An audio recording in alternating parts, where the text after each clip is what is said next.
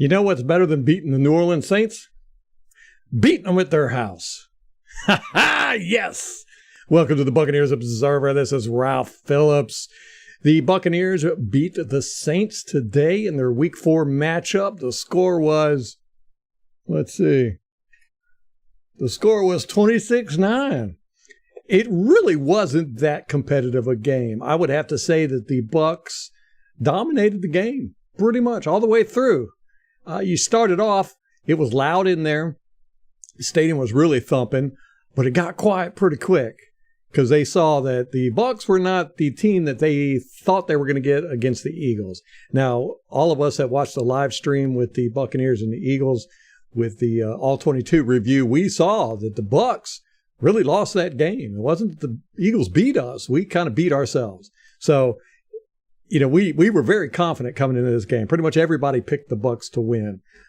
It is obvious that these two teams do not like each other. Personally, they do not like each other. I saw a couple of guys kind of chit-chat and smile with each other, but there was a lot of pushing, a lot of shoving going on, and there was a lot of crappy penalties. There was a couple personal foul penalties, hitting the quarterbacks and all that, but the reffing in this game was really bad, I think. We'll have to look on all 22 and see exactly how bad it was. But Sean Hockley, as Molly would say, he's just always seemed to have it out for the Buccaneers, and it seemed like a poorly called game, if you ask me. There was the hit on Mayfield when he scored the touchdown, threw the touchdown to Otten. 93 hit Mayfield. This was in the second quarter. And it was a late hit. It was egregious. It really looked like Mayfield was hurt, but Mayfield came back and kept playing and ended up fighting through that and winning the game. But 93, that was pretty bad. Now, 91 from the Buccaneers, Green, he got called in the first quarter. It gave the Saints a first down when we had stopped them. He got called. He sacked Derek Carr, and he got called for a roughing the passer penalty, but that gave them a first down and let them continue their drive. Our roughing the passer penalty on 93, we scored a touchdown, so it was applied to the kickoff, which just, it was 15 yards forward. We kicked it. It was a touchback, and they got the ball on the 25. To me, those are two penalty punishments. Technically, they might be the same, but the outcomes are totally different. The Saints really got away, I think, with a very egregious penalty there. There was the intentional grounding call against Mayfield in the first quarter, right around 6:58. That was complete BS. Even the announcers called that one out. Mayfield had a running back that he was trying to throw a screen to, and the ball landed near him. So I do not know how they called that intentional grounding.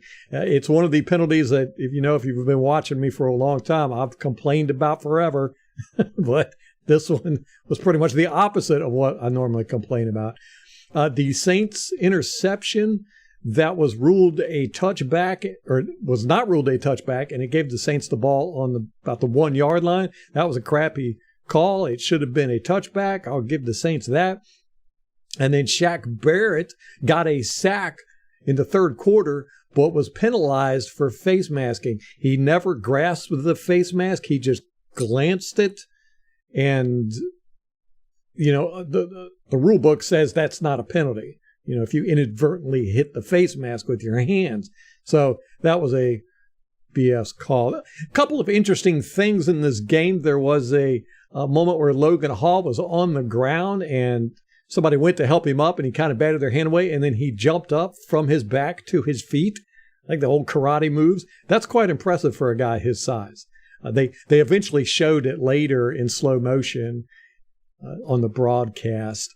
Ryan Neal and Mike Evans both got hurt during the game, and neither one returned that I'm aware of. Famous Jameis came in at the end of the game when they were way down, and he was expected, I guess, to throw deep balls because that's his ballywhack, but instead he did exactly what Famous Jameis is known for and threw an interception. So he threw one pass, and it was an interception. Mayfield had a couple of bad decisions in this game. He played well, relatively. One interception he threw was a bad decision. Another one was almost an interception. That was a really bad decision, but luckily they dropped the ball. And the interception that the Saints got on the 1 yard line, we ended up getting that ball back almost immediately. Winfield, 31, popped the ball out, and then we ended up getting the fumble recovery. About 14:02 I think it was the third quarter, it might have been the fourth quarter, a 67 Gedeke on the Buccaneers, the right tackle. I'm pretty sure it was him. I didn't get a good look at it. I got a great pancake on somebody and then laid on him through the whole play. That was great. I can't wait to look at that on the All-22. Stats-wise, a couple things I want to point out. The Bucs had 114 yards rushing on 33 carries. So that's good to hear. We finally had a decent rushing attack. Mayfield ended up with 246 yards passing on 32 out of 25 passing. 32 passing attempts, 25 completions. And he got 3 touchdowns. The Buccaneers did bust the Saints streak for not allowing 21 points. I think they were on a 9-game win streak. They were trying to set a record, but we stopped that because we ended up scoring 26 points. The Saints only had 140 yards passing and 70 yards rushing, 0 touchdowns. So that gives the Bucs 353 yards to the Saints 197 yards. Can't win games like that. Also, the turnover ratio was 3 for the Bucs, 1 for the Saints. So we won that battle as well. We also won the time of possession battle, but I think it was by like 2 minutes. 31 minutes for the Bucs, 28 minutes for the Saints.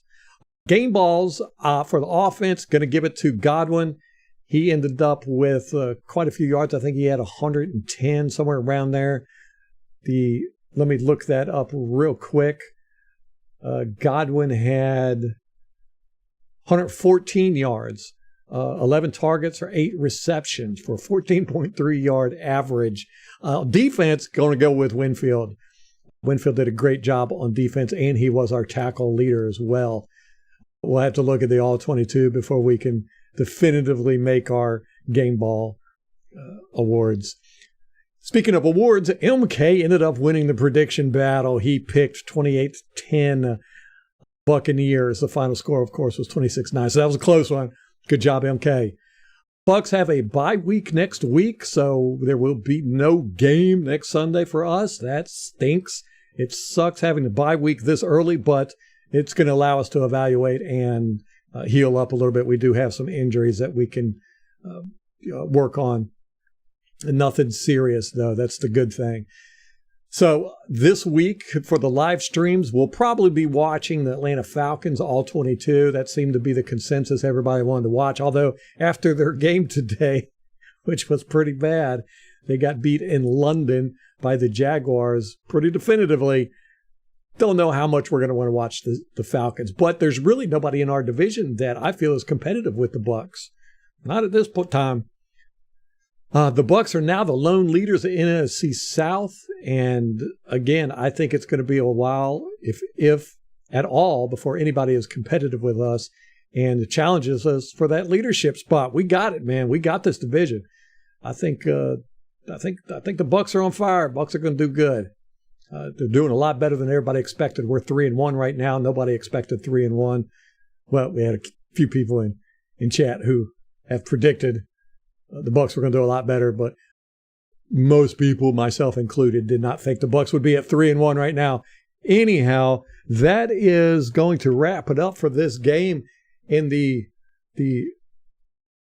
outcome was great. It was better than we expected. And I really thought the Saints were going to give us more of a fight, but I really am impressed with the Buccaneers and at how good they have gotten so fast. All right, guys. That's going to wrap it up for us. Till next time, go Bucs.